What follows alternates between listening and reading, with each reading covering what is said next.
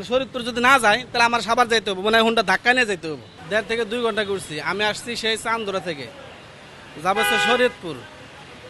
এই চান্দুরা থেকে শরীয়তপুর মধ্যে এই পর্যন্ত আসছি মিরপুর টেকনিক্যাল। মিনিমাম 30-40টা তেলে পাম্প ঘুরছি, একটা পাম্পেও তেল নাই, বা অনেক পাম্পে তেল হয়তো থাকা সত্ত্বেও তেল দেয় না।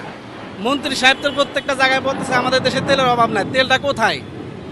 এই মিরপুর টেকনিক্যাল এসে সেরা এই আপনার মোহনা ফিলিং স্টেশনেও এখানেও তেল নাইকা, হেমায়তপুরে তেল নাইকা, সাভারে তেল নাইকা, তারপরে বাইপেলে 3-4টা পাম্পে তেল, কোনো পাম্পে তেল নাই।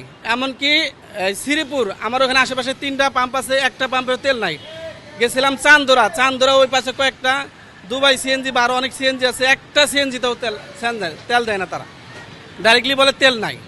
অথচ ঠিকই তো আমরা খবরে দেখলে শুনতে পারি যে মন্ত্রীটা বলতেছে যে তেলের অভাব নাই আমাদের দেশে। তো তেলটা কোথায়? আমরা বাইকাররা কোনো তেলই পাইতেছি না, চলার মতো কোনো তেলই নাই কে। এখন যে এখান থেকে ঘুরে যাবো আবার ফের সাভারের ওইদিকে, মানে শরীরপুর যদি না যায় তাহলে আমার সাভার যাইতে হবে, মানে হুন্ডা ধাক্কা নিয়ে যাইতে হবে। এই পরিবেশে মন্ত্রীদেরকে বলবো যারা ক্ষমতা আছেন তারা তেলের ব্যবস্থা করেন, শুধু মুখে বলেন না যে তেল আছে তেল আছে, তেলটা কোথায়? কার্যকলাপে দেখান। কার্যকলাপে না, শুধু কথাই আছে আপনাদের, শুধু কথাই আছে, কার্যকলাপে একটাও নাই কে।